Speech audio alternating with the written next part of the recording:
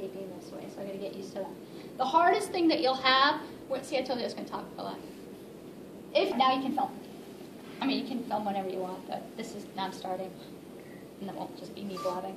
So the first thing I'm going to do is I'm going to do 2 base strips. I'm going to put 2 at the top, and I'm going to put 1 at the bottom. So what I do is I angle it such that it scoops underneath the gastroc at the back here, and I'm overlapping by half, and I'm tearing every time I lay a strip down. So overlapping by half gets rid of shadows and windows. So if I put the next strip here, I would be leaving a window, so that's where I can see the skin. And if I put it less than halfway, I'd be creating a shadow. And a shadow is that thin layer that's right there. So avoid shadows and windows. Then I'm going to put a base strip at the bottom. And the idea of the base strip at the bottom is you want to find the metatarsal, and you want to kind of avoid the styloid process. So you can either put it behind the styloid or just in front of. And I always splay the foot when I lay that strip down, just to make sure they're at 90 degrees. And you don't want to start and stop on a heel and lace pad because it will slide around too much. So you want to avoid those, but kind of keep them anchored in place. Okay, the other thing to note is because we are taping a cone here instead of a cylinder, you have to angle the tape, and you have to change your angle as the part of the ankle gets skinnier and skinnier. And then as you go down, you're actually changing that angle to conform. The next thing I'm going to do, and that's why those are positioned that way, I'm going to measure 3 stirrups. Stirrups go from side to side, and you can see they go medial to lateral. And I'm going to pre-rip them. And that's so that they're all the same length. Easier said than done. They're all the same length so that I can manipulate them for inversion and eversion. And then you've got them on the side of your table or the side of your surface. You can put them on a locker or something that was next to you wherever you're taping, and you can apply them one at a time.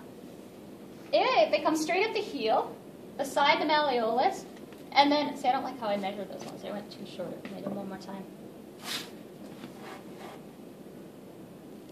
Okay, so then what happens is they come straight up the malleolus, under the heel, and it allows me to manipulate for inversion or eversion. So if I'm applying this way, you can see how much give I have here. See, it's rocking it. If it's an inversion sprain, I can pull my stirrup up harder on the outside to prevent them from going into that position. If it was an eversion, I don't want to pull it harder on the medial side because that would preload them. It's easier to invert. So I want to pull them up evenly in that situation when I apply it. And then you can just smooth it down with your hands. The purpose of this base strip is for those to tack onto. And the purpose of this base strip is for you to lock it down with what's called a horseshoe. So again, I go medial to lateral. So I anchor to this, and I come around to the other side, trying to keep your heel and lace pads in place, all the way back to here. It's hard to do this slow. Good idea.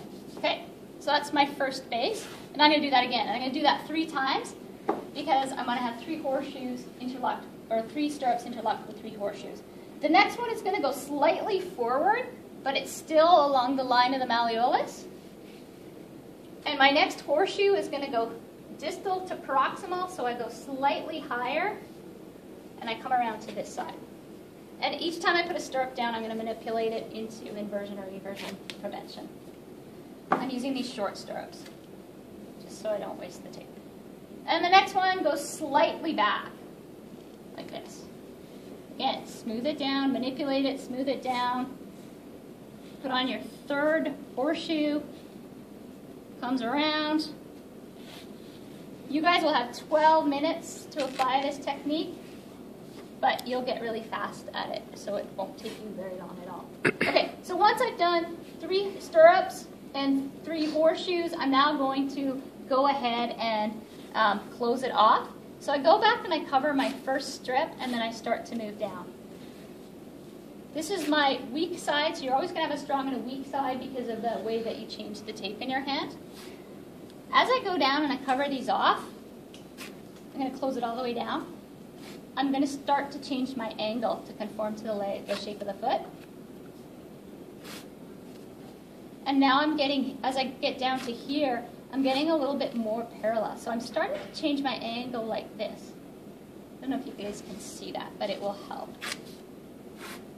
When I get to this part of the foot, you can see I'm keeping my tension even all the way throughout, and I'm really changing that angle now. So it's almost coming down like the horseshoe was.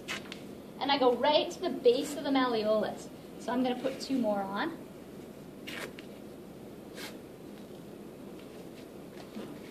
Just like that. And then I'm going to close it back.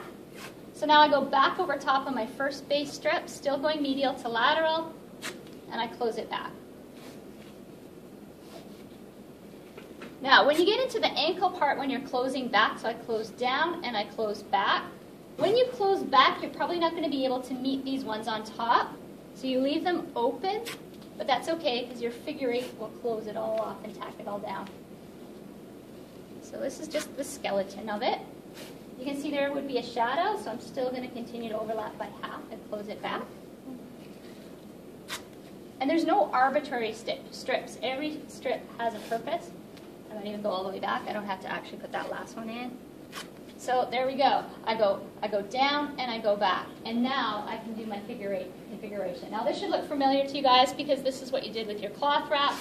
So I start on my lateral malleolus. If you have a female's foot that's really small, you'll have to start with a really sharp angle like this. You might even miss the malleolus, but you're going through the medial arch. For a bigger foot, you can have bigger, wider sweeping angles.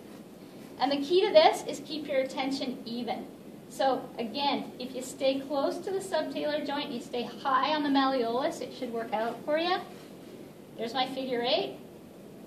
Over the top of the foot, I come up my lateral side. Over the top of the foot, come up my medial side, and I'm going to end on that medial lock.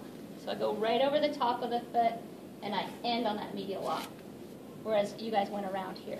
And that's all there is to it. Right? Okay. Right? 12 minutes later, right? I don't know how long. So the idea is, it is a lot of tape, right? But the idea is the athlete, that's all the athlete needs. You want to make it nice and smooth. You want to make it wrinkle-free. If the athlete wants more support on it, you just start your configuration again, right? And I'll just show you that one more time. So you see the tension that's in my hand? In fact, I'm not doing anything. It's going to go where it wants to go. So I don't want to force it or direct it. I have to just trust those angles. I come around to here, cross the top of the foot, around the lateral lock, across the top of the foot, up the medial side. If you keep the tension on it, it should go. It's ugly under there, but I can fix that. I'll take more time and do it. Okay, so there you go. If you make a mistake, just take this strip off and do it again. Right? Don't try and straighten it out. I know you want to save the tape, but and then I want to just show you how you'll take it off after. Okay, so it's good. We're all good on that. There's 2